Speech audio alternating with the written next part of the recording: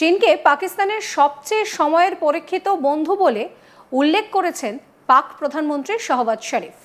আবার বাংলাদেশের অন্তর্বর্তী সরকারের সঙ্গেও চীনের সম্পর্ক খুব ঘনিষ্ঠ। চীন সফরও করেছেন বাংলাদেশের অন্তর্বর্তী সরকারের প্রধান উপদেষ্টা মোহাম্মদ ইউনূস। আর এবার উঠে আসছে বড় খবর, কৃষি ও ডিজিটাল প্রযুক্তিতে বাংলাদেশকে সহায়তা করতে প্রস্তুত চীন। বিশেষ করে স্মার্ট কৃষি ও ড্রোন প্রযুক্তির মাধ্যমে উৎপাদনশীলতা বাড়াতে সহযোগিতা করার প্রতিশ্রুতি দিয়েছে দেশটি। শনিবার ঢাকার একটি হোটেলে বাণিজ্য উপদেষ্টা শেখ বশিরউদ্দিনের সঙ্গে চীনের বাণিজ্য মন্ত্রী ওয়াং এর নেতৃত্বে একটি প্রতিনিধি দল বৈঠকে এই প্রতিশ্রুতি দেয়। বাণিজ্য মন্ত্রক থেকে পাঠানো প্রেস বিজ্ঞপ্তিতে বলা হয়েছে, বৈঠকে চীনের বাণিজ্য মন্ত্রীর কাছে কৃষি খাতে ড্রোন প্রযুক্তির সহায়তা কামনা করেন শেখ বশিরউদ্দিন। তিনি মনে করেন দুই দেশের মধ্যে বাণিজ্য ও প্রযুক্তিগত সহযোগিতা জোরদার করতে এই সহায়তা কার্যকর ভূমিকা রাখবে। বাণিজ্য উপদেষ্টা বলেন, ড্রোন প্রযুক্তির মাধ্যমে সার, বীজ বপন, কীটনাশক ছড়ানো এবং ফসল নিরীক্ষণে বিপ্লব আনা সম্ভব। চীনের অভিজ্ঞতা এবং প্রযুক্তি বাংলাদেশের কৃষি খাতে গুরুত্বপূর্ণ ভূমিকা রাখতে পারে। এর প্রেক্ষিতে চীনের বাণিজ্য মন্ত্রী বাংলাদেশের সঙ্গে প্রযুক্তি ও বিনিয়োগ সহযোগিতা বাড়ানোর আগ্রহ প্রকাশ করেন। তিনি বলেন, চীন কৃষি ও ডিজিটাল প্রযুক্তিতে বাংলাদেশকে সহায়তা করতে প্রস্তুত, বিশেষ করে স্মার্ট কৃষি এবং ড্রোন প্রযুক্তির মাধ্যমে উৎপাদনশীলতা বাড়াতে তারা সহযোগিতা করবে।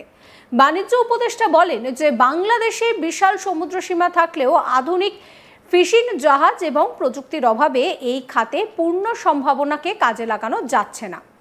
চীনের সহযোগিতায় গভীর সমুদ্রে মাছ ধরা এবং প্রক্রিয়াকরণের সুযোগ বাড়ালে রপ্তানি আয় বৃদ্ধি পাবে এবং কর্মসংস্থান সৃষ্টি হবে। ফিশিং জাহাজ এবং প্রযুক্তির সহযোগিতা কামনা করে শেখ বশিরউদ্দিন বলেন যে সামুদ্রিক মৎস্য খাতের উন্নয়নে বাংলাদেশের জন্য অত্যাধুনিক ফিশিং জাহাজ ও মৎস্য প্রক্রিয়াকরণ প্রযুক্তির প্রয়োজন।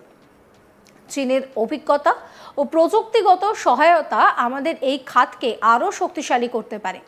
চীনা বাণিজ্য মন্ত্রী বাংলাদেশের সঙ্গে মৎস্য ও সমুদ্র সম্পদ খাতে সহযোগিতা বাড়ানোর আগ্রহ প্রকাশ করেন।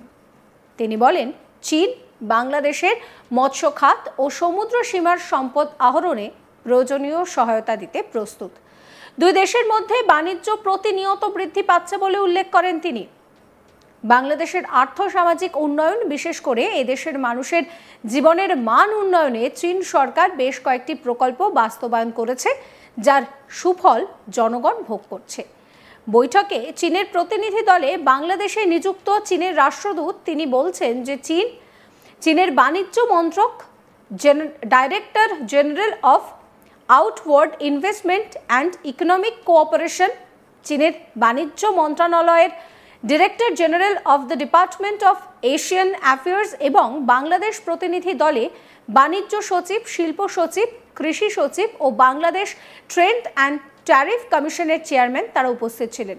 এই সময় বাংলাদেশের বাণিজ্য মন্ত্রক ও চীনের বাণিজ্য মন্ত্রকের মধ্যে অবাধ বাণিজ্য প্রসারে জয়েন্ট ওয়ার্কিং গ্রুপ গঠন এবং ই-কমার্স বিষয়ে সহযোগিতা সংক্রান্ত দুটি সমঝোতা স্মারক স্বাক্ষরিত হয়।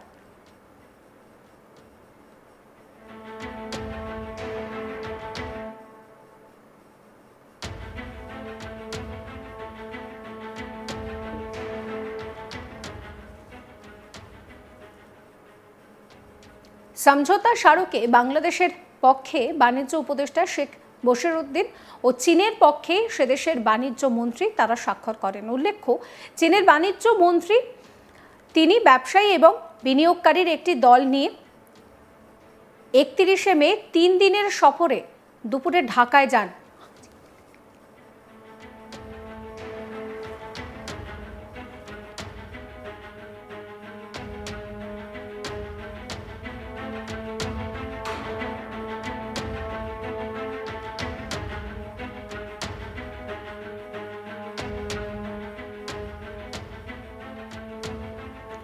চীনের বাণিজ্য মন্ত্রী বলছেন যে এই চীন মঙ্গোলিয়া বাণিজ্য এবং বিনিয়োগ সম্মেলনে যোগদানের জন্য বাংলাদেশ সফর করতে পেরে আমি খুবই আনন্দিত।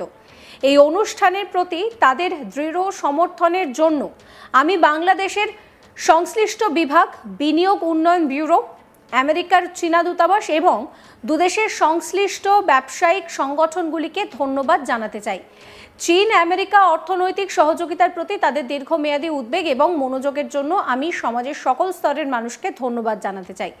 এটি চীন ও মঙ্গোলিয়ার মধ্যে কূটনৈতিক সম্পর্ক প্রতিষ্ঠার 50তম বার্ষিকী।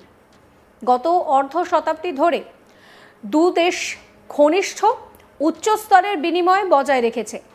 জনগণের মধ্যে বন্ধুত্ব আরও গভীর হয়েছে এবং অর্থনৈতিক বাণিজ্যিক সহযোগিতা উন্নত হয়েছে।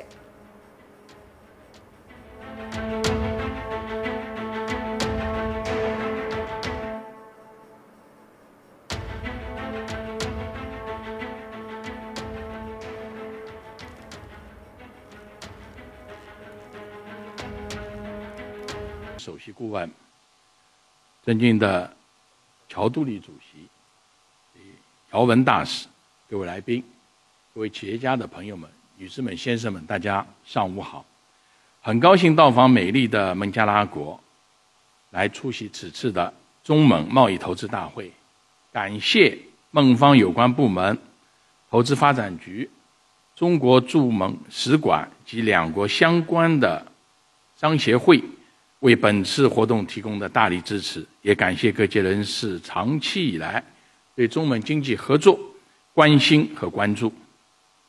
今年呢是中蒙建交50周年，半个世纪以来，两国高层交往密切，人民友谊不断加深，经贸合作提质升级。2024年，两国双边的贸易达到了240亿美元。创下了历史新高，比10年前呢要翻了整整一番。中国已经连续多年成为孟加拉国的最大的贸易伙伴。截至2024年底，中国对孟投资存量是44亿美元。今年一季度，刚才大使也讲了啊，这个中国对孟的投资同比增长是307%，这个在南亚国家是位居首位，我想应该在世界各地也是位居首位，同比增长307%。当然，我们接下去能保持这样一个速度，还是要得加倍努力。两国共建“一带一路”成果丰硕，中蒙友谊展览中心、卡纳普利河底隧道、帕亚拉电站等标志性项目呢陆续建成。帕德玛大桥是10年磨一剑，让天堑变成了通道。